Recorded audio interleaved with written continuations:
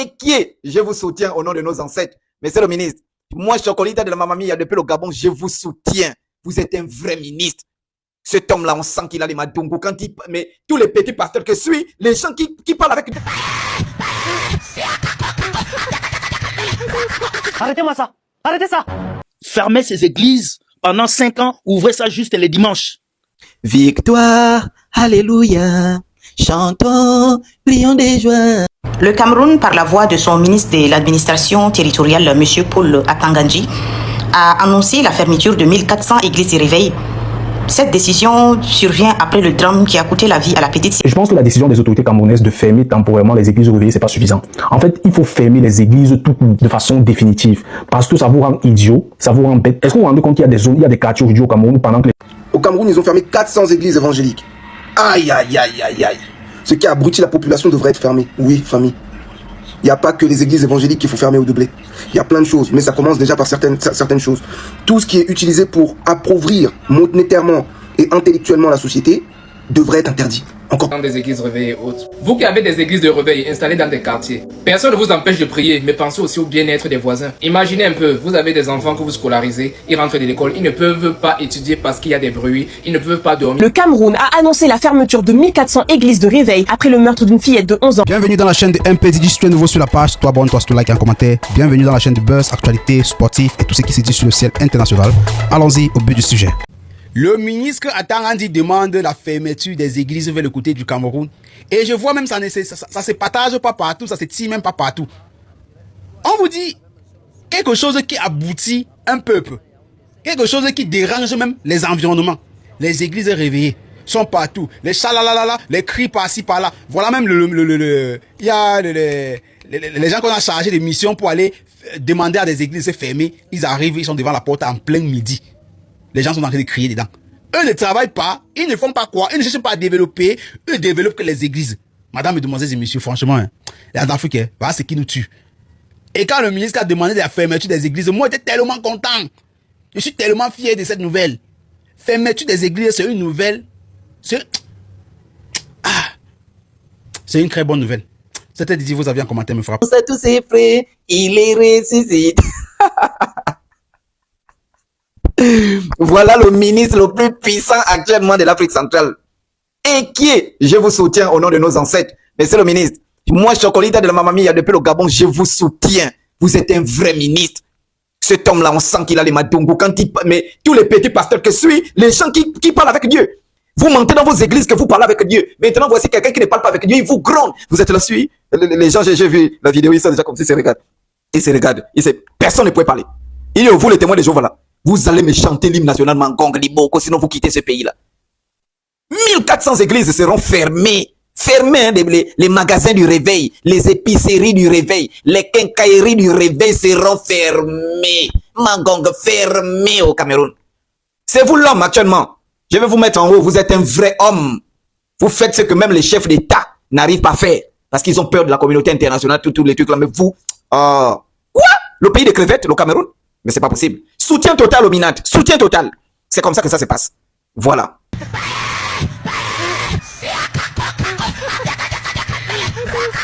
Arrêtez-moi ça. Arrêtez ça. Vous criez partout dans le quartier, les gens ne respirent plus à cause de vous. Hein? Voilà les enfants qui ont échoué le bac parce qu'ils ne parvenaient pas à se concentrer dans les études à cause de vous. Hein? Je suis l'inspecteur Yamagé Banzenextor de la 3e division. Nous avons été mandatés par le gouverneur de la région du littoral pour inspecter toutes les églises dans chaque recoin de la ville. Question de dénicher les églises clandestines. Et il se trouve que vous êtes en tête de liste. Qui sent la fraise ici comme ça? Oh. Mais tu reçois, hein? Bon, après l'inspection, tu me trouves dans la pick-up. J'ai une très bonne nouvelle à t'annoncer. Mais ici, c'est le temple du Seigneur, mon fils. Hey, mon ami, je suis ton fils. Non, blague à part. Je suis ton fils, mon fils. Présente-moi immédiatement les documents qui attestent que tu as les compétences pour opérer les festivités sur le territoire camerounais. Vous avez fait l'erreur, c'est pour le diamant là-bas. Ah, oui, le diamant croqué là. Mais il a dit qu'il va arrêter, non? Il faut qu'il arrête, hein.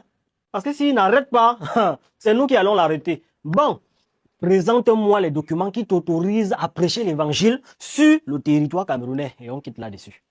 En réalité, je n'ai aucun document venant de César. Et la Bible dit ceci, remettez à César ce qui appartient à César et ce qui appartient à Dieu, à Dieu. D'ailleurs même, j'en profite pour vous lire un verset dans Matthieu, chapitre 4 à 10.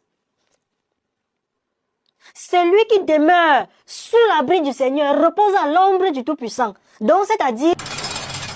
C'est à cause des imposteurs comme toi que les brebis égarées ne retrouvent pas le chemin de la vérité. Tu portes le psaume 91, tu donnes gratuitement à Matthieu. Jusqu'à préciser que c'est du chapitre 4 au chapitre 10. C'est toujours comme ça que ton frère était allé là-bas à Yaoundé. Prophétiser qu'on devait retrouver l'enfant en Maïtu. Jusqu'aujourd'hui, on ne sait pas où l'enfant est passé. Bébé, est-ce que tu sais que c'est ton nom du pakaï? Est-ce que tu le sais? Voilà, chérie one, est-ce que tu sais que c'est ton nom bungaï? Est-ce que tu know? Alors, peuple africain, qu'est-ce qui se passe en République du Cameroun? Paix, travail, patrie.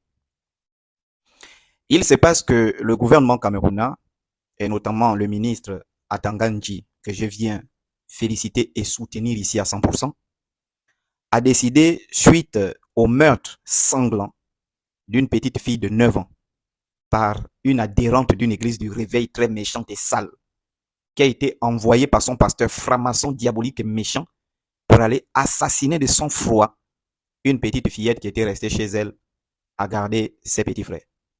La pauvre petite a reçu 17 coups de couteau. Et cette pute qui a commis ce crime a dit qu'elle a été envoyée par son apôtre, une église du réveil bidon, et qu'elle aurait confondu l'enfant à un serpent.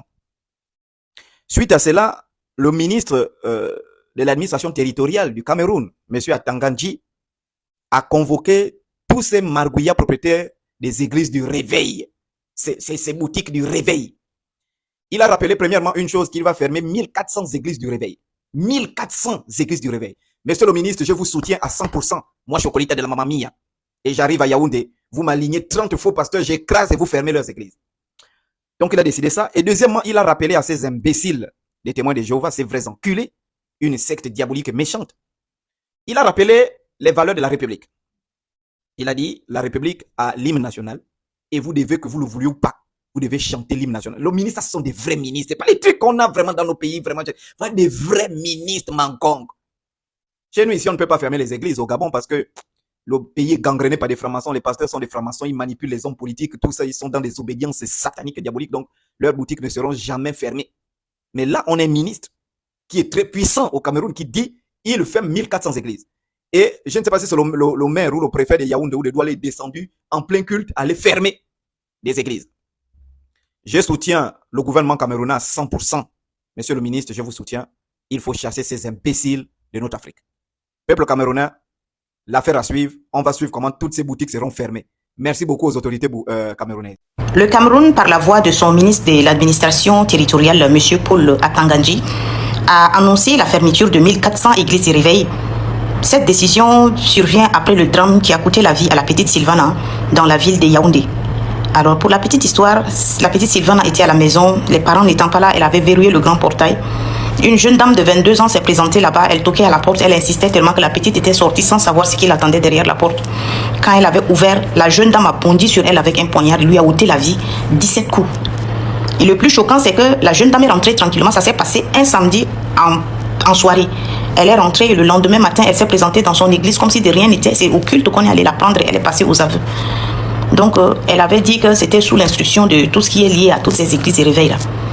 Donc là, le gouvernement est en train de lancer cette campagne d'assainissement du secteur religieux et pour aussi toutes ces églises qui exercent sans autorisation et qui ne respectent pas les réglementations. Après, à l'âme de la petite Sylvana, elle n'avait que 11 ans et nos sincères condoléances à sa famille. Au Cameroun, ils ont fermé 400 églises évangéliques. Aïe, aïe, aïe, aïe, aïe. Ce qui abrutit la population devrait être fermé. Oui, famille. Il n'y a pas que les églises évangéliques qu'il faut fermer ou doubler. Il y a plein de choses, mais ça commence déjà par certaines choses.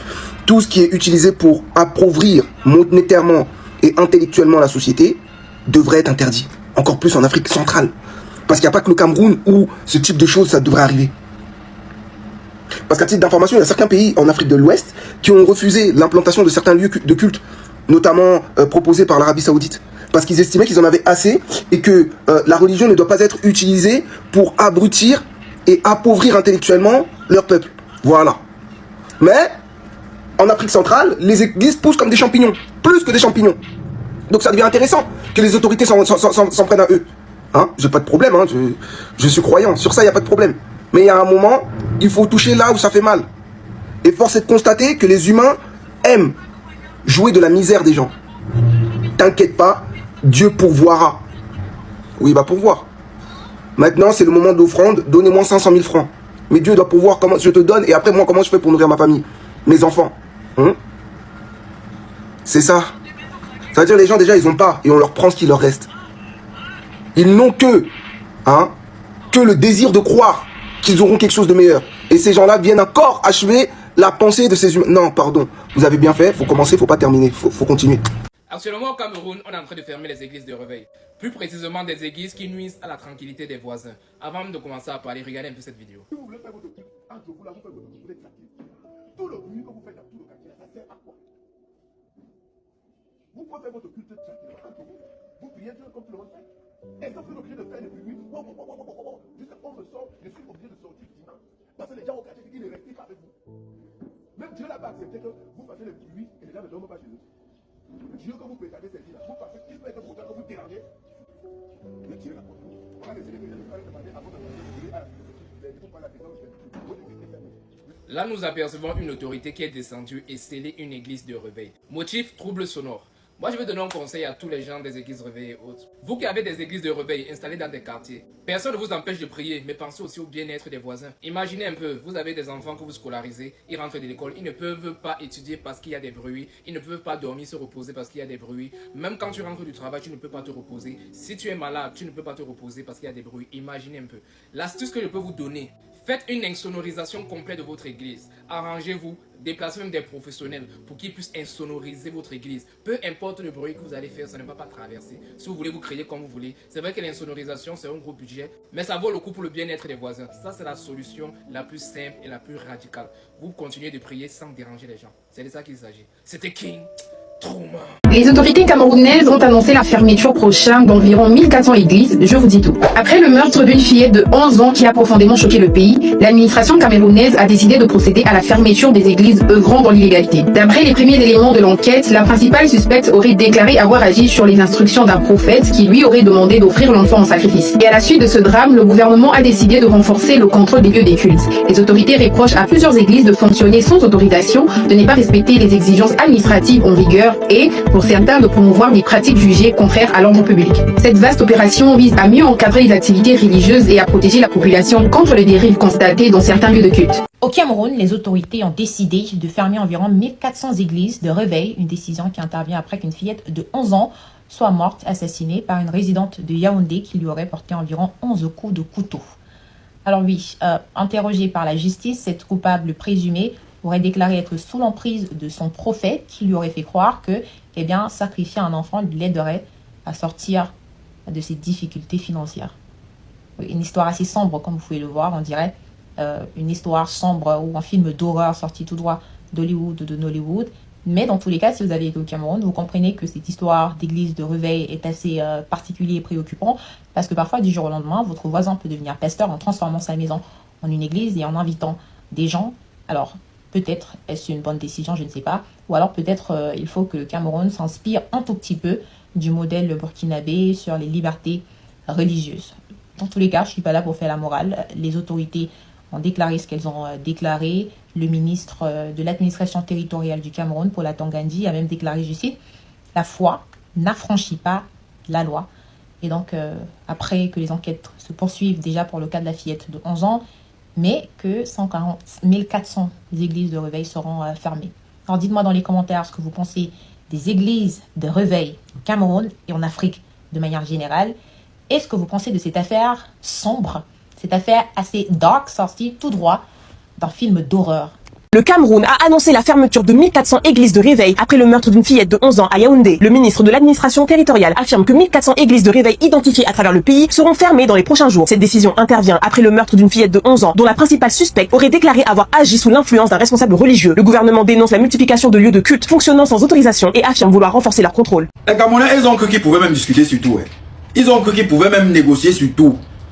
Donc le sous-préfet descend pour venir fermer les églises.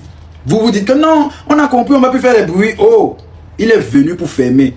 C'est pour fermer, il n'est pas venu pour négocier. C'est pour fermer. Vous pensez que la petite fille qui est morte là, on va laisser ça. On va laisser ça parce que vous criez, vous priez Dieu, vous priez quel Dieu. On peut laisser les gens. Moi je pense qu'on doit même fermer définitivement.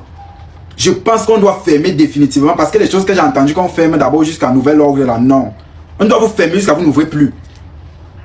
On doit vous fermer jusqu'à vous n'ouvrez. Vous pensez que vous priez Dieu plus que qui? Dans les pays où même il y a même ces religions là, ils ne font pas les bruits comme vous faites là-bas là. Et qui ne dérangent pas les gens comme vous faites là. Dans des pays où on dit même que non, c'est là-bas que c'est là, il y a la religion. Ils ne font pas comme vous faites là. C'est quoi avec vous? Puisqu'une petite fille a perdu la vie. L'autre dit que c'est le pasteur qui l'a envoyé, on a dit que c'est moi. Qu'est-ce que vous dites de fermer, vous voulez négocier? Une petite fille a perdu la vie, vous allez fermer. On ne veut rien entendre. Je vous répète, dans les pays où même on dit qu'il y a la religion, jusqu'à les gens dorment seulement à côté du pape là, ils prient, font seulement. Il n'y a pas les bruits comme vous faites là. Ils aiment la tranquillité. C'est quoi avec vous? Oh!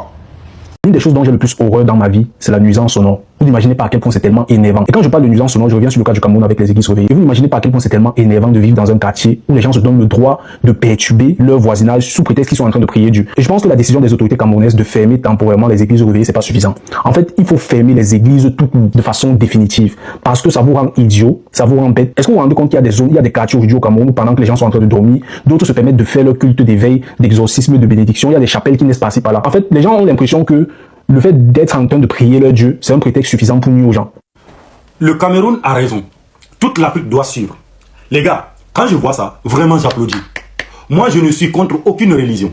Je suis religieux, mes parents le sont aussi. Mais aujourd'hui, j'ai compris une chose. L'Afrique n'a pas besoin de millions d'églises et de mosquées. Tu vois, dans un village, dans un petit village, je dis, dans une petite ville, je vous le jure, qu'est-ce que tu vois? Des églises un peu partout, des mosquées un peu partout. Un hôpital avec du matériel pour accoucher une femme, non, ça n'existe pas. Ça n'existe pas. Un hôpital avec du matériel, non, il n'y en a pas. C'est un centre de soins pour quelqu'un qui a fait un accident, non, c'est inadmissible. À l'hôpital, ils n'ont même pas le strict minimum. Un accident, il faut le transporter, le blessé, avec le sang qui coule, parfois sur des dizaines de kilomètres. Et même en ville, c'est la galère. Même dans les villes, c'est la galère. Moi, ce qui me fait plus mal, c'est quand je vois aujourd'hui des enfants qui sont obligés d'aller au Maroc, en Tunisie, pour se soigner. Ça fait mal.